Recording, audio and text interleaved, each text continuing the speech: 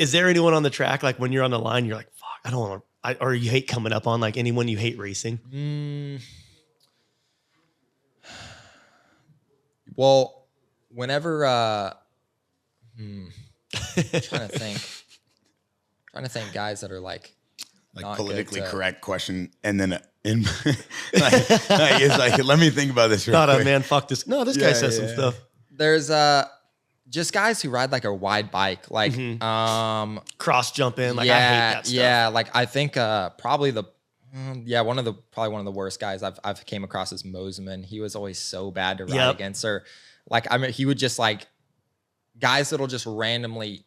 The worst thing is whenever a guy comes up, like you gotta like bump in Supercross to get like you gotta cut guys off and stuff. But I don't know if you remember in Salt Lake City, like last year or 2 years ago when Barsha cleaned out Mookie, but he like blew him off the bike. That is what is.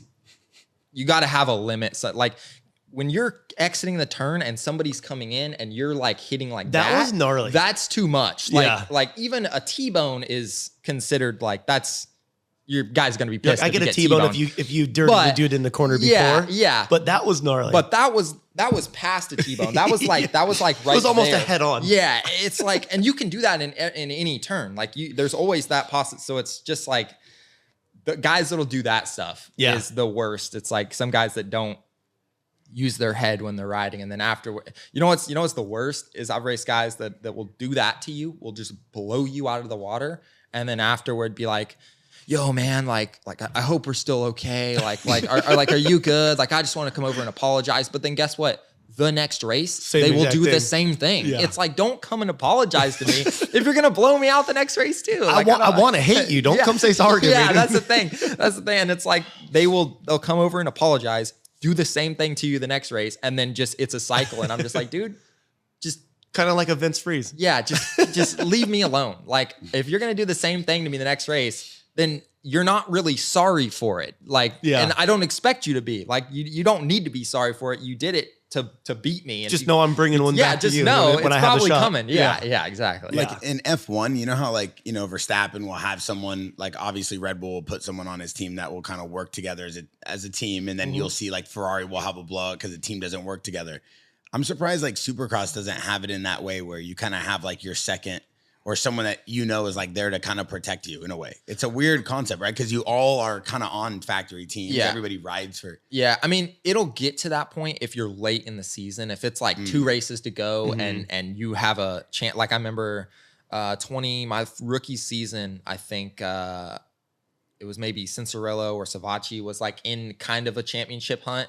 And they told me, they were like, hey, if he comes up behind you, just let him by. Yeah. Like just don't put up a fight. So, but that's about as much as it is. It's kind of just like, hey, if he comes up behind you, let him by. It's not really like a, as strategic as like F1 is, which they have headset. I feel like at the end of the day, that's why it's not, is just because there's so much that goes into F1 and there's so much strategy and with the pit stops and with everything. And they all have headsets so they can all talk and like make plans kind of on the fly and stuff, where once the gate drops, you're on your own. Why don't you guys have headsets? I don't know. Like I know there's been a lot of talk of it, especially as of late, which I don't know. I think it would be cool, but I also think it's cool when you're just out there doing your thing and you see a pit board that you got to look over and read. Yeah. It's kind of like a headset, but it's like, is there sometimes like when you're in a gnarly battle, like where you're not even paying attention to the pit board? I've gone whole races without looking at the pit board. When you're just focused, you're good. It's where they sit them, because sometimes they'll put them like going into a turn or right as you're coming out of a turn. Yeah. But the next turn could be before a whoop section, and you're looking at different lines because they're always changing, and you're looking at lappers, and you're looking at so much, or it's a rhythm, or there's a little double into the turn at it's you don't really have time just to be how, it's really just where they put them, or if you're in a battle or whatever, or just what's going on. But I've gone almost whole races with barely looking at the pit board. I've always wondered that. Yeah. It's really just where they put the mechanics. Yeah. Sometimes they're in good places, sometimes they're in bad places.